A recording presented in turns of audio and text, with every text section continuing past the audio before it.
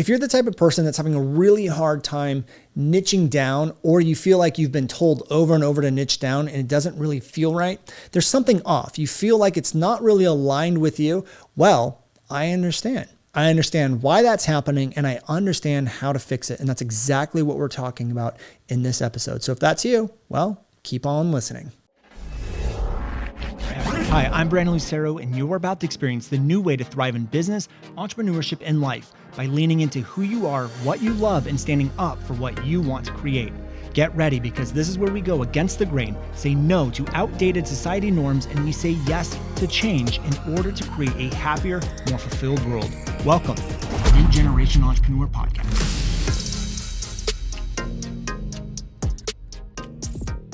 Hey everyone, welcome back to another episode of the New Generation Entrepreneur Podcast. Today we're going to talk about niching down and why you shouldn't do it. This is going to be a giant thought reversal type of episode. And it will stem back to messaging, and it will stem back to communication. But this really is a business building kind of perspective that I want to leave you guys with here today. And one of the biggest pieces of advice that we see all the time from people is like, I need to figure out my niche. I need to niche down. And they think niching down automatically means that they will make more sales. And it's like, cool, I just need to niche down. I need to niche down. And this is actually some of the advice that we hear from a lot of like even online business coaches is they give people is like, oh, you need to niche down. You need to find your niche.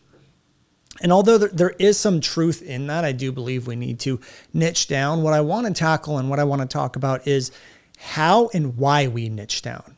I think that's really where the problem lies. It's kind of like my look on vulnerability. I always say that vulnerability doesn't build connection. It releases the things that we want to build connection. So I still think we should be vulnerable, but how we look at vulnerability needs to shift in order to make it effective. So I don't think niching down is automatically going to be a bad thing. It's just how we look at it, our perspective on it, and how it's taught actually leads to us missing a lot of invisible elements that need to go into it. And there's a few things that I want to talk about, but first and foremost, one of the reasons why I don't think we want to niche down or niche down in the way we've been taught is because it kind of fits us into a predetermined box. It moves your thinking into a predetermined box. So what happens with most people is they go, okay, here's my niche. So I'll use myself as an example.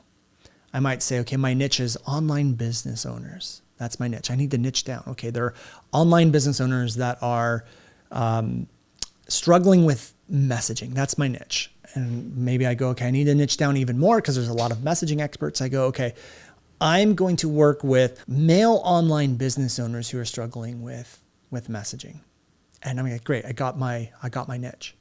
But the problem is I already have in my mind a predetermined box of where my thinking is now going to come from. I already in my mind have subconscious beliefs around what men in business need, what men in business who are struggling with messaging are struggling with, what my solution is going to be, what their thoughts are. Because I've niched down and I've created a box of a niche that I need to operate in, I already have predetermined ways that I'm going to tackle this. And it actually takes away my ability to critically think. So let me give you another example here. If I knew I was going to teach yoga and I was like, okay, great, I'm going to teach yoga for men in their 30s.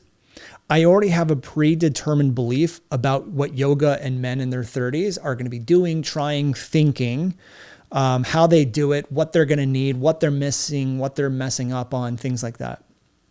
Now, when I already have a predetermined box of where my thinking comes from, I actually move my thinking away from what their problems really are. So if I go, cool, I'm just going to teach men in their 30s yoga, and that's where I let my thinking remain, I start creating things like, well, what's going to attract a man into yoga? What are some of the things that I can do differently? How do I change my branding? How do I change my colors? How do I change the aesthetics inside of my yoga studio? Which are all things that could help. But when we look back at marketing, when we look back at what's going to bring someone in, we have to look at their problems. And when we start to niche down and we go, okay, I'm going to look at men in their 30s, who want to do yoga. I'm going to make, I'm going to have darker colors. I'm going to change the music. I'm going to change. That might be cool. And could be considered great branding if you can get them in the door. But if you can't get them in the door, then it doesn't really do you any good. In order to get them into the door, you have to actually understand what their problem is. If you don't understand what the problem is or the pain they're having in your life, then you're never going to get them into the door. And people automatically think that if I niche down, I'm going to be successful. But what it does is it focuses on external things and the things that don't actually bring people into the doors. And so how I redefine niche and how I solve this problem is I say, you don't need to niche down. Like, getting very clear on what your niche is doesn't mean you're going to make more sales. It means that there's less people and you can cater to that smaller group of people. But what I believe a niche should be is two things. A niche shouldn't really be made up, or the way you classify a niche shouldn't be based off of like gender or age or likes or dislikes. What really a niche is made up of is a problem that people have and the identities and beliefs and values that someone holds. So let me give you an example.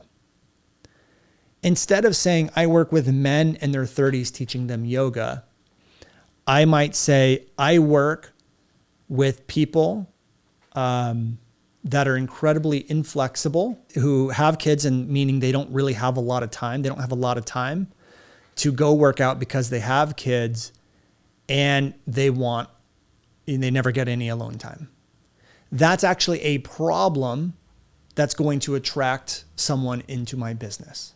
So instead of saying I work only with men in their 30s, because that's not going to help you bring them into the doors. But if you can find out someone's problem and you cater and create a business to solving someone's problem, now you have their attention. Now you're going to bring them in the doors. Now you have something to create really effective marketing from.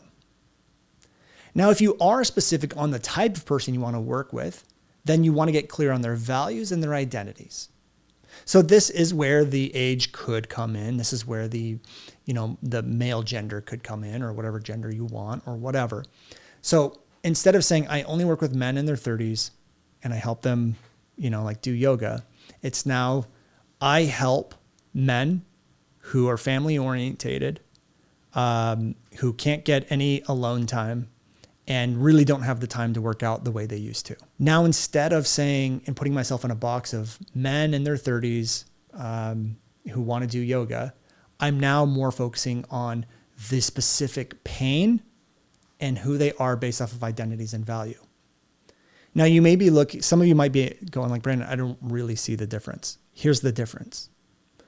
When I understand someone's problem and my job is to solve their problem, not only is my marketing going to get better, but my entire program, process, and philosophy of doing yoga will completely change to solve someone's problem. Whereas if I just said, I'm going to work with men in the 30s, I'm going to be doing random yoga. I'm going to be doing yoga all over the place. I could be doing hot yoga. I could be doing 20-minute sessions, 30-minute sessions. I could be doing 60-minute sessions. It's a mishmash. The product won't be as good because you're not actually solving someone's problem. But when I know I'm working with someone who has no time or has very limited time, feels like they just want to get some alone time, and they're someone who's family orientated, I can facilitate better conversations. I can facilitate micro courses that are sessions that are maybe 15, 20 minutes. Why? Because every single service and part of my offering caters to a very specific problem. So when we niche down by just classifying it I'm just going to call it the OG way, marketing becomes harder. We're not clear on who we work with specifically, and we're not clear on the problems we solve, which again hurts the marketing. And it hurts your actual product in your program if you're not careful. And so the other side of this is that when we want to run a business, we want to create a business, especially when it comes to personal brands, you have to remember that you need to be integrated into the brand just as much as understanding their problems. You are the light that attracts the audience. And what happens is when we niche down, so I'm going to use that yoga example again. When I niche down and I go, okay, cool, I work with men in their 30s who want to do yoga. The intention of coming up with that niche is to try to find something that's going to make me more sales. And if we're not careful, what that does is it takes you away from your purpose, your dharma, and what you should be aligned with. However, when we focus on here's the problem we solve and here's who I want to attract, it is more focused on us. Who do I want to attract? What do I want to do? What problem do I want to solve? When we go the other route, it's usually the intention of what's going to make me more money? What's going to be easier to sell? And it usually isn't from an intention of who am I? What do I want to do? How do I want to serve? What problems do I want to solve? It moves you out of alignment if you're not careful. So when we niche down, the niche actually becomes the problem you solve and who you want to attract. That becomes the niche. It's not some random little like subcategory of a category, which is what most people do. And so what starts to happen if you want to fix this problem? What starts to happen is we let the problems and the values and the identities of who we want to serve and the problems we want to fix become the niche. So again, instead of saying I work with men in their 30s who want to do yoga, it becomes I help men who are family oriented fix the problem of working out when they don't have enough time. And so what we've done in that is we've integrated values, we've integrated problems, but really where it stemmed from was not of a place of what can I niche down to or what subcategory can I go into that's going to make me more money. It stemmed from who do I want to help and how do I want to help them? And then we start to craft messaging and marketing that attracts that exact person. And then that also allows us to facilitate a course, a program, a product that is designed to literally fix a problem. So we start to create more effective products. Now, what's going to happen and what the beautiful part about all of this is that when most people, the outside perspective, the outside world looks in at what you're doing, they're not going to know what you're doing. So when we form a niche in the way that I'm describing, it makes it very difficult for competitors to replicate what we're doing. Because an outside perspective will look at that and go, oh, he works with men in their 30s doing yoga. That's the secret. And what they will do is they will try to replicate it by using the old way of niching down. They won't see the invisible things. They won't see that our niche is actually stemming from solving a problem. They won't see the core values that we're going after. They won't see the identities that we're going after.